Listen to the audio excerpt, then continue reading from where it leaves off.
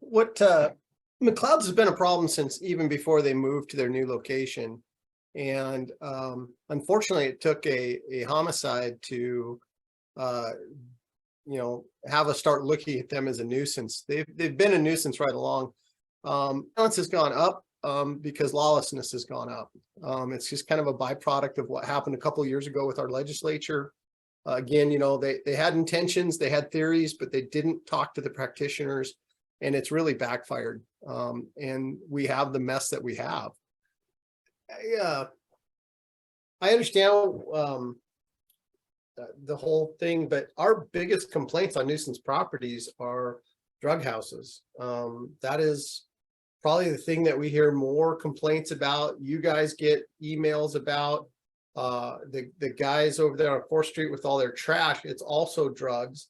And it's, back in the day, we had quite a clear view of what we could and couldn't do. We just haven't put it to test in a long time. We get a lot of pushback on like Salvation Army. Why hasn't that been declared as a public nuisance? Things like that.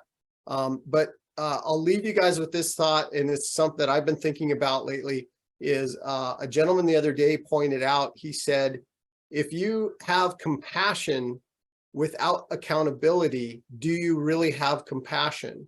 And what that looks like is it's leaving people with behavioral health issues on the street to flounder. It's leaving people with drug addiction on the street to flounder and die. We have used more doses of Narcan this last year than we've used in the whole time we've had it. People are dying out here. And it's all under the guise of compassion. And I'm telling you, it's cruel what we're doing to people in the name of compassion. And I think if we add an accountability to get people help, it's not to put them in prison, it's to get them the help they need. And I think everybody would agree with that. So I think that's kind of the direction we need to think about and to go. And then we need councils like yourself to get loud and start going at the state legislature, to start going at the governor and saying, hey, you dump these problems on us. What are you doing as a state to basically help? You dumped the mental health problem on us, and now you've dumped the drug problem on us. And, we're not prepared to deal with either of those. And hey, state of Washington, what are you doing? Hey, next governor of Washington, what is your plan for public safety? So I think council, this is where you guys could really shine and really step out and lead the charge statewide.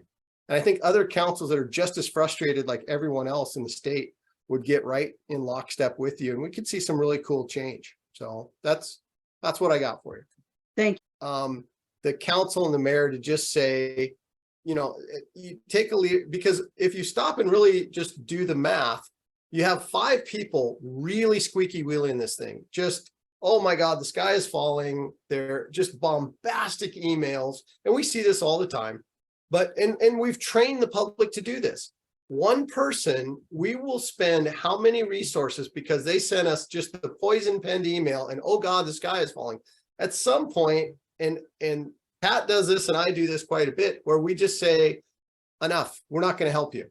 And that's the bottom line. And I feel supported by the mayor on that. And I feel supported by you guys.